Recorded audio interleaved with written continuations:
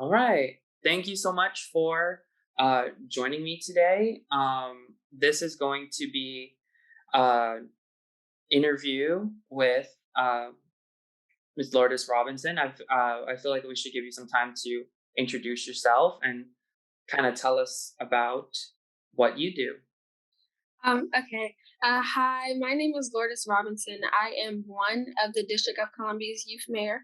I'm 16. I'm a sophomore. I'm also the 2022 United States Youth Ambassador. I work a lot with DC statehood, voting rights, um, just, trying to find solutions to prominent issues that DC youth face within society. And that's pretty much like the work I so I do a mix of legislation with civic education. I lead town halls. I write bills and proposals. Um, and just in the field, really working and networking and see how we can create solutions. It's really cool to meet you. You know, because we have like a similar background. I also came up in like the youth elected space, and I think it's been kind of interesting to learn how that space is really different from, like, say, from Guam to DC or from DC to Maine. And yeah, I've just been hearing a lot of different things, and I'm excited to learn more about you. And just for a little bit of context, you reached out to a colleague of mine, Pooja, because you were interested in getting more involved in climate issues. So maybe we can talk a little bit, or you could talk a little bit more about that. Yes. So my aunt is a media person for this company, and she's been going to the conference for climate change for years now. And recently I just got involved in community service and activism and social justice and everything. And I also went to an elementary school where we focused on sustainability and climate change and global warming and all these things. And so I realized when I got promoted from that school, that wasn't really my main focus anymore. And I see the fluctuation in the weather. I see the air pollution. I see the water pollution. I see everything. So I think just expanding that back to having, um, just that knowledge, but also the courage and the eagerness to get to the root of the problem and really understand and create solutions. That sounds great. I'm glad to hear your interest in it, and I think it's exciting to know that more youth are getting interested in it. So you mentioned that you went to sustainability school. So I kind of wanted to know, what was the first time you heard about the climate crisis or climate change, or however you realized that climate was an issue. Mhm. I would say second grade. That's when I first transferred to the school. We had a unit about global warming, and it really pertained to earthquakes. And so, how the weather dictates how these earthquakes and tsunamis and everything happens. So we did an expedition where we took icing on parchment paper and graham crackers, and we rubbed it together to simulate an earthquake. And it really just, and I think we also had to do research, and we went out into Rock Creek and we just picked up different things and was just looking at it and analyzing it. So I think that really drew me to it, just like learning and being able to use household items as stimulation as simulations to reenact what's happening, but also learn that this is bigger than us. Like, this is the world we live in, and we're treating it poorly. Yeah, thanks so much. And honestly, it's really great to hear that you were able to get that climate education. With some of the other people I've interviewed so far, they talked about like climate education being important because not a lot of young people are getting the climate education to know how urgent, or like to even understand Right. what exactly is happening. So it's great to hear that you got that. Yeah. Moving on to, talking about your experience being DC, our nation's capital's youth mayor. Um, Tell us a little bit about how you heard about that and how you ended up becoming one of DC's youth mayors. I went to the Department of Employment Services to fill out an application to get a regular summer job in 2020, yeah, like early 2020. And my dad and I were interacting, and everyone else. Everyone else's parents were filling out their application while the other kids stood on the side of the room. But my dad was like, "You're the one getting paid, so you need to go do this." And I think a lady, she saw our interaction and she was like, "Do you think your daughter would be interested in the Youth Leadership Institute?" And my dad said yes. And at first I was like, "What are you getting me into?" But then I went there. It's a summer intensive program, really. Um, it really focuses on like development and college readiness or life after high school if you don't think college and stuff is for you. So it really just preparing you and growing and shaping and molding you as a leader as well as an individual to function in our society. So I was nominated for deputy youth mayor. I ran for deputy youth mayor in 2020 and got elected. So I had the term from 2020 to 2021. But I knew that I wanted to step up my game and really see how far I can take it. So last summer, I put in I put in the the the ballot. I put my name on the ballot, and I spoke with youth, just asked them like, what are the most prominent issues? What do you want to see? Is there an initiative that you've been talking about that hasn't been that no one has like taken seriously or taken some type of leadership to change or create solutions?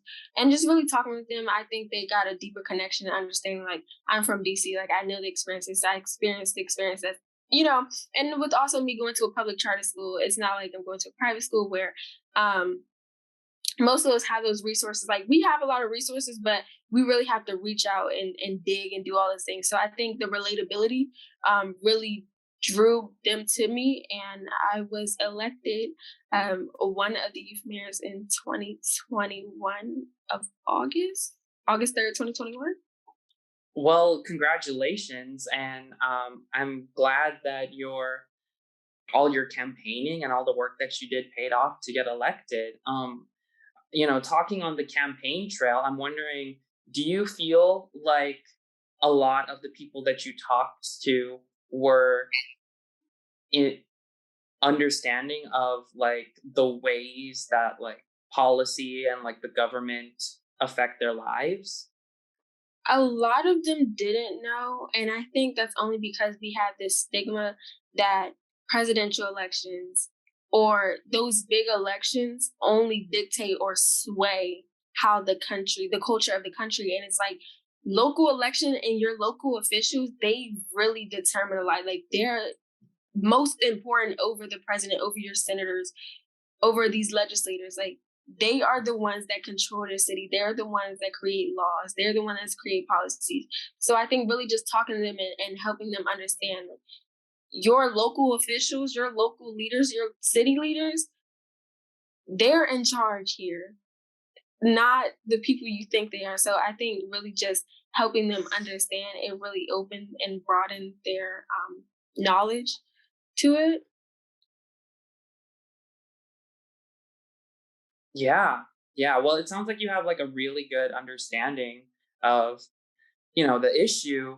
And it sounds like you were able to help a lot of people understand how the issue and understand the issue the way that you do, which is how you got elected. So, how you've been elected as one of DC's youth mayor for how long now? I think 8 months, 8, 9 months. Wow. Okay. So you're pretty far into your term so far.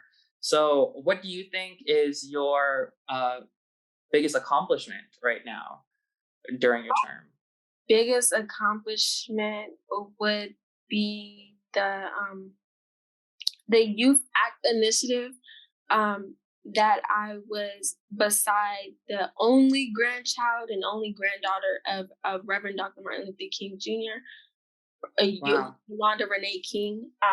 We stood at the White House along with other leaders and activists um, to really protest voting rights, and we did risk arrest.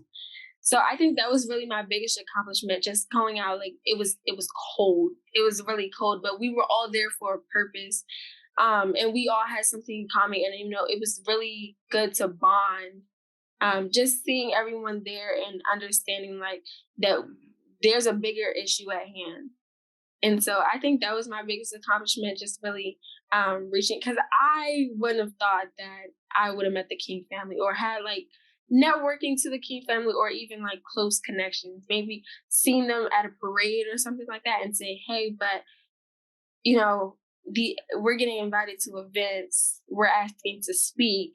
So, I think it's really just a big accomplishment. Yeah, not only being at the same event there, but kind of participating in a little political. Uh, from what you're saying, it sounds like it was a protest. Yeah.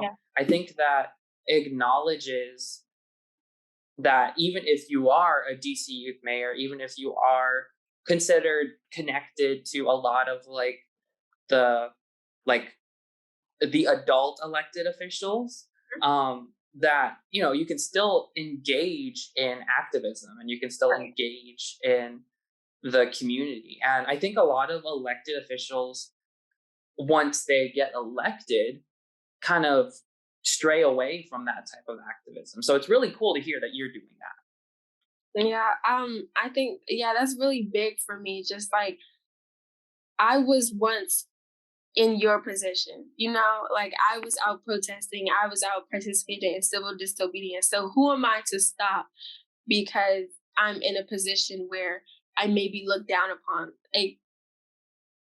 At some point, there has to be someone that's going to put their foot down and say, I was once fighting for this. Now that I'm in a position and I'm comfortable and I have some type of power, that I'm going to stop because I'm going to be viewed differently amongst my peers.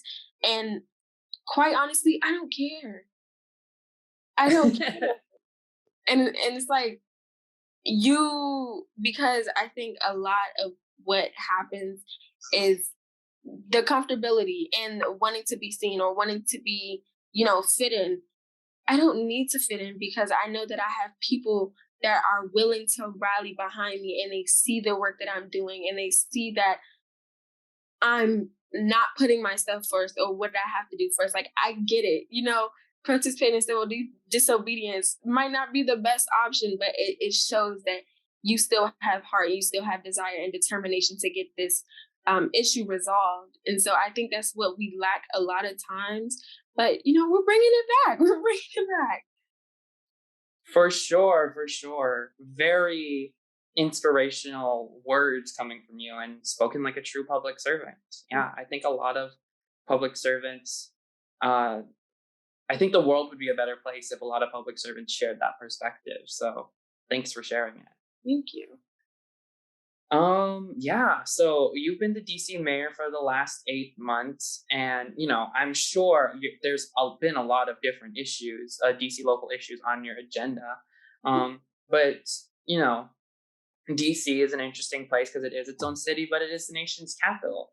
Right. So, I was wondering, from your perspective, what do you think is required from DC, meaning the city, to help solve the climate crisis? I think we understand what's happening and we understand what it is, but there's no initiative. And a lot of people don't like to be the first person. And so we would have to really break that ice and understand like this is a crisis, it needs to be dealt with, or we're just killing the world we live on. Like we're killing a planet that we live on. The planet didn't do anything to us but provide life and provide us the resources. So I think really what DC can do is take a step forward. We brought the awareness, but now we need to move on to taking initiative because I like to say you can have an open discussion, but what are you going to do following that open discussion? And so I think with DC that we understand, especially with it being like a transitional state, a transitional city, everyone's moving here and they're kind of just like getting into the mix of things, trying to figure out their life and then move on to whatever else is next for them. And it's like, that's what we have to do when it comes to climate change, that we get it. We see the awareness, we see the digital activism, we see posters, we see people protesting, we see legislation, we see all these things, but it's like, what's next? And so a lot of us we don't know what to do next, or there isn't a person that, pointing on saying, oh, this is what needs to be done. And I think we really have to call on our elected officials and say, well, you brought this up. You said that it needs to be rectified, but what other actions have you done?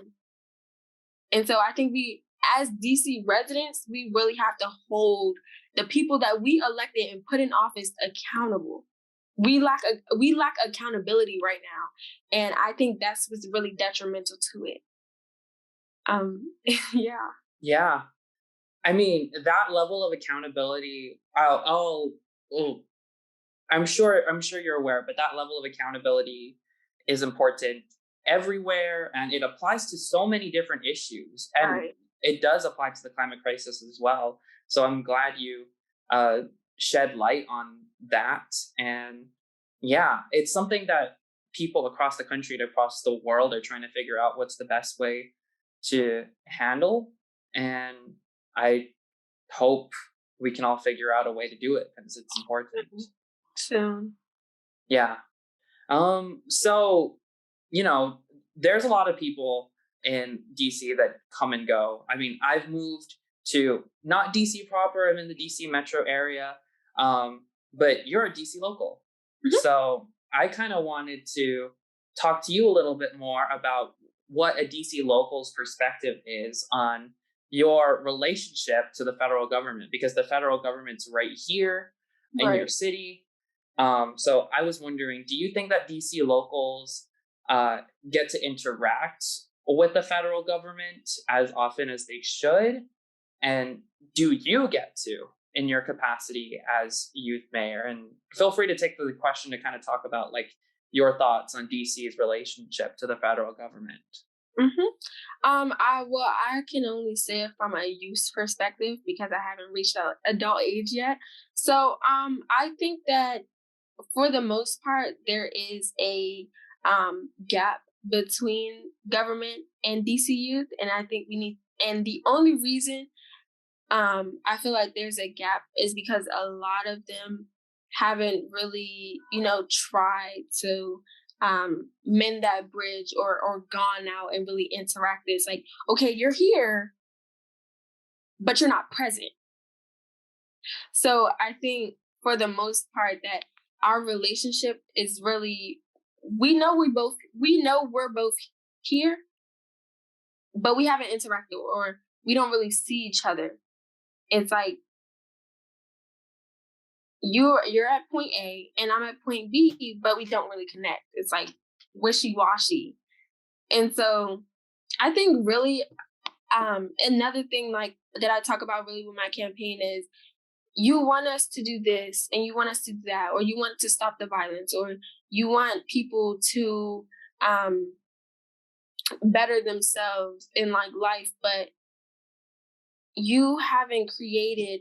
We have a lot of programs in DC, but a lot of them don't know because you don't have people out in the communities interacting with folk and like really trying to get a feel and a sense of how they're living or like what the problems they deal with. It's just like, okay, we see you, and we see different um, incidents, but we don't know how to really solve it because we're from the outside looking in. It's like you can't do that. You really can't do that. Yeah. Definitely. So um I really think for the most part that the bridge just, it just needs to close. Like the gap needs to close really. And we have some things that we just have to mend. And it's like, you can't say that you want us to do this as residents, but you have no rapport with us. And so I think that's really like, with especially with DC and government. And from like my perspective, I don't really work with the federal government, not often. For another reason, they're really the outside looking in, like they haven't really taken the time to really consider and interact and try to understand where me and the other youth mayor are coming from, or like our purpose and what we do. Like a lot of them have came up to us and said, "Oh yeah, we see what you're doing in the city," but it's like, why haven't you reached out? Why haven't you jumped on these initiatives? Like you see it, but you're backing off. And it's like, I thought you wanted for the people. Like I thought you were for the people. I thought you wanted best for the people. And so it's really confusing. But I mean, it's DC. Yeah, thank you for being so candid in like your responses. And I will say that coming from like being uh coming from like a young person's perspective who's been in this a little bit longer than you have and like interacting with the government, I hear your frustration, and especially as a young person, like it should not be on our responsibility or our onus Right. to reach out to them to or to try to make a difference. Like as adults, they should be reaching out to you all to support you and foster you. And it's really a shame that that doesn't happen and that gap exists not only between like DC youth and the federal government and like the between DC people and the Right. federal government too. Right. And I think really, like, when an incident happens with a death or there's gun violence or there's some type of violence, they're the first ones to come out. They're the first ones to make a statement. They're the first ones to release press, media, everything. But it's like, okay, you've done that. Now let's go into these communities and let's try to create solutions and everything. And it's weird because it's like, you create all these policies, you create laws, you do this, you enact all these things, but it's like, where are you? Where, like, we know you're here, but where are you? Like, you're not present. And it's really frustrating because we try to call on them and we're like, okay, this is your opportunity. And the only time they come out is when there's something pertaining to violence, there's something pertaining to drugs, there's something pertaining to something that they might be negatively affected, that and in a situation that may not benefit them, that's when they come out. And it's like, you can't do that. And so, yeah, we're still trying, we're still pushing, like trying to get them to at least interact something. Yeah, you're definitely right that even in like my work in climate policy, like it's one thing to say, make a policy that says that bringing it back to climate, that you are going to lower emissions to a certain degree at like the conference, the climate conference. Hmm. But if you can't bring that back home and put action to it, like show how we're actually going to do that, then it's like you're talking and Right, you're making policies, but you're not putting the policies to actually helping people. Like it right, just becomes pen on the paper at that point. right. So yeah, I hear your frustration. It really sucks that that's you're so young and you're doing such good work, and the fact that you have to deal with these frustrations. I'm sorry. I'm sorry. It's not great. Oh, I mean, we try, and I think, and sometimes I really get a burnout because it's like, everyone here is determined. Everyone has shown you that they're ready to put in the work and that they're eager to put in the work. And it's just like, you're looking over us. And those burnouts are real. They're really real. And it's like, you want so much, but you get so little in return. But I mean, we still trying. I mean, I'm young, so I have years to go. But hopefully Definitely. we can definitely be in a better spot in some years. Yeah. Yeah. It's going to take a lot of work. It's going to take a lot of work from the adults. So don't put too much pressure on yourself. Yeah, Um, the biggest part is really trying to press the adults like, okay, you have the upper hand here. Now what are you gonna do with it? yeah, for sure. Um, yeah, bring the conversation back to climate. I think learning about your experiences is really important for a lot of youth to know because, it's one thing to like want to learn these skills, but it's also important to acknowledge that it's not always easy. Right. And I'm so thankful for you to share that. And I think it'll, I think you're doing really great work and I hope you continue on through it because I can tell just from this conversation you've got like a really great mind, and I think you have a passion for public service that you show in ways that needs to be shown more. Thank you. Yeah.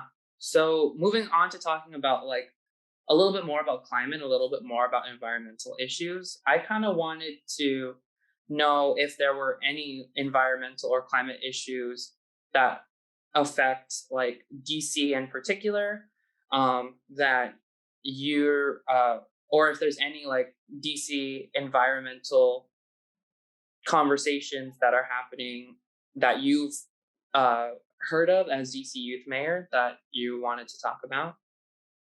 Yeah. So recently, I was asked to join a climate initiative that's going to be taking different states. I think Georgia, Arizona, and they're trying to incorporate DC with it being the nation's capital. And so when we have these conversations, a lot of people are bringing a lot of good stuff to the table. So there is a conversation. There is an initiative going underway that we're really going to press those elected officials and things like that. But I think really with DC, we just have a lot of pollution, whether it's in the air, whether it's in the water, whether it's just litter, just like litter in general. And we aren't as conscious because we see it every day. But when I travel and I see clean streets or I see, police officers really pressing these citizens and residents don't litter because you're going to get fined. Like they're so strict with that. And I really like coming from DC, I really appreciate that. Like some of those residents and citizens might say like, oh, um, they're overreacting or they're really strict or like they're, cruel with some of their punishments. It's like it's for a greater reason better than yourself. And I think especially with the Anacostia River, there's so much pollution. Like we just had E. coli not too long ago where we had to boil water to brush our teeth. And Oh so man. yes. Um and so and I know that I didn't get an alert. Everyone else got an alert but me. So it's like, okay, what is your system? Because like I didn't receive anything. I don't even receive Amber Alerts, which is crazy because when everyone else's phone is buzzing and beeping around me, I don't get anything. And so it's like, okay, are you only sending it to a selective amount of people? Like, what's going on?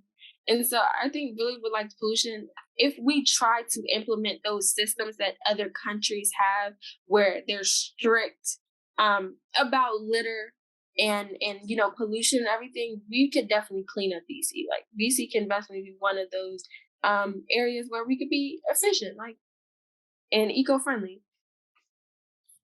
Yeah. Where do you think a lot of like that pollution or like a lot of that um environmental problems, where do you think that comes from? Um, I think it really just a lack of knowledge. Mm, I would say a lack of knowledge. I think a lot of the litter and the pollution happens to the east of the river, which are in low performing, low income communities. So it's are you leaving them out the loop? Or are you mm. pushing everything over there because these people they don't perform as high or they don't have like high paying things? Because if you go to Georgetown, There are street cleaners everywhere. There are Yeah. people with boots on their cars. There's someone outside sweeping trash up. There's always someone taking the trash out. But when you go to the east of the river, the trash is piling. It's falling over. The Anacostia water, like the Anacostia River, it stinks. I'm like, I'm serious, it stinks. And it's like, okay, so you don't care about these people because most of them have government funding, or um, most of them, they have assistance. And it's like, we don't really know what's going on because, like, you can definitely see the disparities,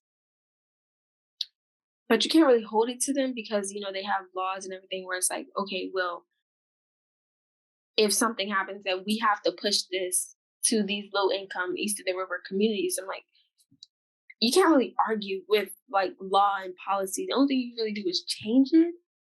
Yeah. It takes a really long process. Yeah. And you have to go through so much.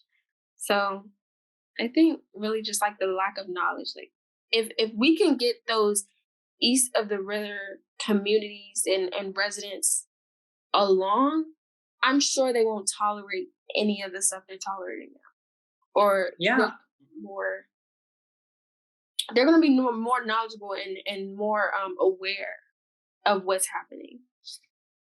Yeah, and I think it like goes to show, you know, the power of knowledge is because, talking from your background, you came from a background that, or you came from a school that taught you about like sustainability and like environmental stuff. And yeah, I guess from what you're saying is that a lot of people in those communities might not have access to like that education the way that you did. Right. Yeah. So yeah, I can hear what you're saying, and that's definitely something that a lot of organizations across the country are trying to figure out is what's the best way to get people in all different communities access to education. Yeah, because education definitely would be like um, one of the ways that we can get more people on board to actually caring about the environment, about the planet, about climate crisis, things like that. Right.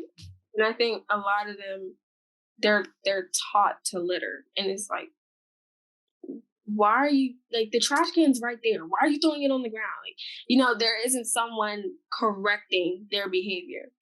And so they think it's acceptable, and it's like it's not. But when you learn, when Maya Angelou always says, do with the best you can until you know better. But when you know better, do better. So I think we really have to hold it over their heads sometimes. And it's like, okay, you don't want to be seen as lab rats. You don't want to be treated as a second option. But you also have to start demanding. You also have to start changing your actions, because you can say all of these things, but if your actions don't follow it, nobody's going to take you seriously. And so we really have to change the mindset along with the education. And I think we could definitely get them on board. Thanks for sharing all that. You definitely come from the perspective of, you as the DC youth mayor, you represent all of DC. So definitely coming from that experience of trying to represent all youth in the entire city, you definitely bring that perspective. Um, but yeah, moving on to kind of getting to know a little bit more about you, because obviously you've gotten to do such really cool work, and you're still so young. So I wanted to know from you, what do you hope to do after you graduate high school? Um, I would like to go to college. I don't. I'm deciding between two majors. Whether or not I just want to focus on like government and political science, or whether I want to pursue biology. Yeah, like whether I want to pursue like biology, whether it's marine biology or just like forensics, and things like that. So I'm definitely looking at college. I definitely want to join um an organization like a government organization or like a leadership organization outside of my organization to really expand, um, my knowledge and whom I'm working with and everything. Just like really just putting myself out there and getting more community efforts and community service and things like that. I would also like to join like the college boards, like the college government association boards. Like I'm really looking into that. And possibly running for an elected position. Or I mean, I don't know. 18 to one. Yeah, I mean, I think that you've got so much knowledge and you've got so much like uh potential that, as you learn more and you bring more experiences into that thing, I can definitely see, you know, this is your first. I can see this is your first. Well, not your first because you were elected for the deputy mayor, but you started in the youth mayor sphere, and definitely, good luck on your future campaigns as an adult elected. Thank you. But yeah, talking. I was kind of curious about, like, you talked about running for another office down the line, but do you see yourself running for uh another term as DC youth mayor? I do. I'm in the Awesome. things of really putting together my campaign now. With the United States ambassadorship, I will be going to Argentina. So I will be away for a month, but then I have to really come back and, get a feel of everything and everyone and just like, oh yeah, I'm still here. Like, but I'm going international and I'm doing a lot of things, but I want them to know it's like your best interest is still my best interest. So like yeah, I'm Yeah, just don't put pressure on yourself in that way. Mayors, people across a lot of elected officials go travel. You're right, you're you're in your right authority to travel as well, and you know your experience. You can bring back experiences that can help you benefit the city as well. right. And that's really my goal when I'm going because I'm going with the State Department. So really it's gonna expand just like democracy and just the workings of government with international communications and everything. And really I think one of the initiatives that they're focusing on is poverty. And with DC, that's really like a prominent issue. Like we have a lot of food insecurities for our youth. A lot of them don't know when their next meal is going to come from. A lot of them are homeless. Um, and we have the number one violence in youth in the nation. So it's like this stems Wow. from poverty. This Hmm. stems from having to go out because you have to provide for your family. Because you want to take that stress off your mother, or you want to take that stress off your father, or you want to take that stress off your grandmother. So it's like, okay, we got to. This all stems. It's like an umbrella of things, but what's at the top? And I think the top is really poverty. So hopefully everything goes well. Yeah, good luck. I'm sure it'll be a great experience. And you talk about you talk about running for another term, and you talked a lot about issues with people east of the Anacostia. And just to clarify, what part of DC are you from? I'm from Northeast. I Hmm. currently reside in the Brooklyn Catholic University area. Um, Mm, but I lived in Ward 6 for a really long time. Um, by I lived on 21st, and hmm. so that was a really transitioning area. And you just really saw the culture and like the different interactions with people. So I know how it is. Like I like to say, I'm a good code switcher because I'm a good code switcher. So like I know when I can um be DC, but I know when it's time to reel it back in and do my work. I love that. I love that. And just to ask you, like, what would you hope to bring to like the youth in DC in another term, from Brooklyn to uh, Southeast to Southwest and Northwest, like what would you hope a second term would look like for youth in all the different parts of DC? I think second term would I would really focus on uh the youth. And I think I focused on like the youth this term, but I did a lot of logistics. And so what that mean like writing bills or doing different initiatives or doing like just just popping up at campaign block parties and things like that. Really just talking to people. And so I my second term I really want to focus on youth, what they feel a prominent issue is because I focused on what I heard, but I didn't speak to everyone.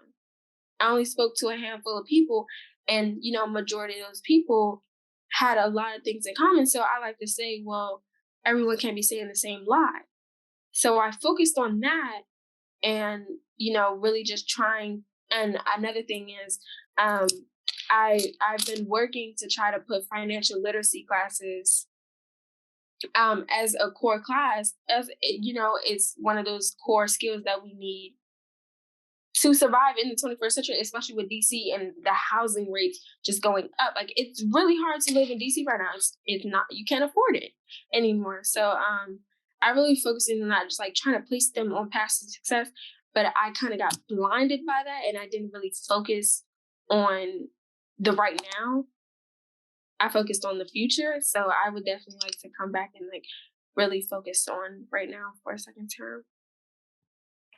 Well, we have to acknowledge you're an elected official, but you're also a human. You're also young and still learning, and it's great that you have the maturity to acknowledge that your priorities are changing and that you've learned from your experience. And, I hope that brings you success in the Yeah. rest of your term and like your other terms going forward. Thank you. So you talked about bills a little bit. That's something that you worked on in this term. I was wondering, from your perspective as the youth mayor, how confident do you feel in things like bills or executive orders and understanding that as it relates to how that affects people in DC? For the most part, bills, I like to say anyone can write a bill. If you have an issue, anyone I can say write a that too. I love that. anyone can write a bill. So I think, for the most part, if we really push that awareness and brought it to them, like, hey, you know that you can create something if you don't like the way something is. As long as you do your research and you Hmm. know what you're talking about, we can definitely do that. So I think legislation really helps push a lot of those issues that we have and it really holds these elected officials accountable. And it's like, okay, someone wrote a bill about this and it didn't like someone actually sponsored this bill and then they went to city council or they went to an elected official. So it's like, okay, now we're pressing the issue. Now we're gonna make sure that you either follow through with this or say no. Because if you follow through with it, you're gonna get best wishes. But if you say no, everybody's gonna look at you different because it's like, okay, you said that your best interest was in DC residents, but now you're objecting this, and it's like, okay, what's really your focus? And so, like that accountability, it really shakes them because it's like, dang, you're sharp. Yeah, it's important. It's important because a lot of times elected officials get comfortable and they don't realize that people like you and people in the community are watching and trying to hold Right. them accountable. So it's important to do that. And I love what you said about, anyone can write a bill. I believe that too. And that's kind of part of the work that I'm doing here with the climate initiative as well, is providing youth the tools to kind of help them learn how to do it. But yeah, um, your example on, bringing a bill from the community and holding elected people accountable, that's a great um that's a great way to make sure that your government's doing what's right. And if, like you said, holding if they're not doing what the people of DC want, there's ways to hold them accountable, Right. like whether it's protests or elections. There's ways to make sure that your elected officials align with the interests of the city. Right. So yeah, I'm happy to hear you say that, and I think there's definitely like a lot of common ground there in terms of like how we've both experienced being youth elected, Mhm. um, and yeah, um, my last question is going to bring it back to like the climate crisis and like what we're hoping to um, accomplish in the next few years. I'm not sure if you were aware of the report from the UN, the panel on climate change that was recently released. But a report said that we're going to have to peak emissions, which means emissions cannot go higher in the next 3 years, Mhm. and we're going to have to half emissions in by 2030. So there's a lot of work that's going to need to be done, Mhm. but I wanted to know from your perspective. You talked about um, learning about global warming from a young age and like how it's an issue and like how environmental issues are affecting DC. But like, what gives you hope for you know the future of the future of our environment, the future of climate, and the future of our planet? Something that gives me hope. Um, well, sometimes I revisit that school and I see the little kids gardening, and I Aww. learning how to compost and learning how to recycle and learn what goes where. And that really gives me hope because that was once me. And so, Yeah, we're shaping these young individuals to be eco-friendly, to be sustainable. And so I just know that we have people that are going to grow up and they're going to be in our position. And so it's like, okay, well, we can't give out on them now because this is only the beginning for them. And so, yeah, I think that really just gives me hope, just like seeing the youngins.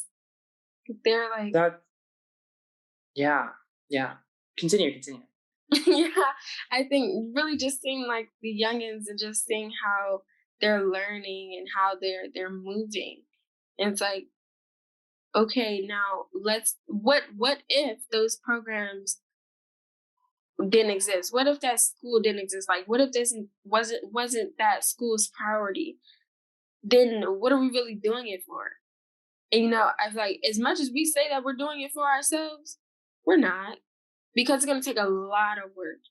It's gonna take a lot of work. And there's gonna be generations after us that are gonna have to continue to work. So as much as we say we're doing it for us, we just put our foot in the door. We have other people behind it. Like we're running so they can walk.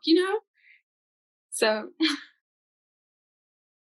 Very, like, that's a very great example. And you talk about them inspiring you, and I think that definitely goes both ways, because I'm hoping that, like, you bringing your perspective and your I'm hoping that like your experiences and like the work that you're doing will inspire other people, and it's just like it can inspire people even older than you. So I think it's just like a very positive cycle, that I think that's what we're gonna need to get the change we need. yeah, definitely.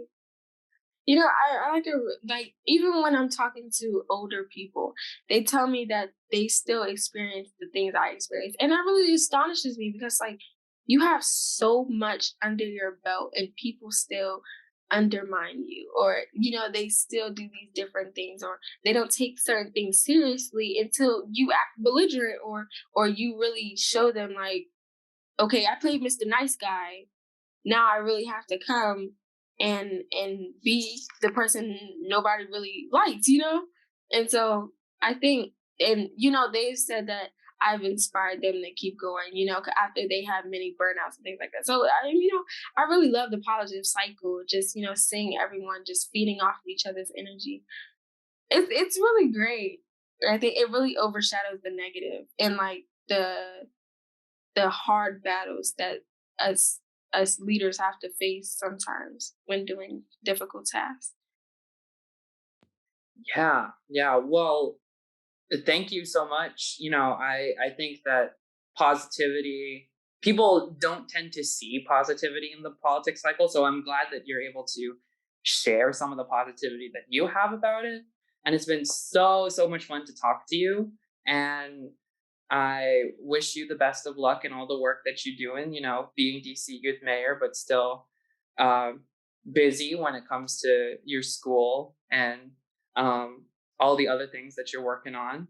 Um, is there anything final that you'd like to mention? Anything um, that you'd want to give like a shout out before we close this conversation today? I just want to say, it's never too late to find your passion. It's never too late to figure out what you want to do in life. Like if we see so many things on social media where we feel like we're behind, we're not behind. We're right where we need to be. And if you feel like that a person or an elected official isn't taking you seriously, stand at the forefront. Stand at the forefront. Scream, shout, stomp, do what you have to do. Make sure your voice is heard. But thank you for having me. This was a really good conversation. Yeah, yeah, I'm glad you enjoyed it too. So much inspiration, so much wisdom from such a young person, and I'm sure that inspiration and wisdom is going to take you even further. Thank you. Um, yeah. All right. Well, that's going to be the end of uh, this discussion. Thanks so much for joining me, and enjoy the rest of your day. You too. Bye. Bye.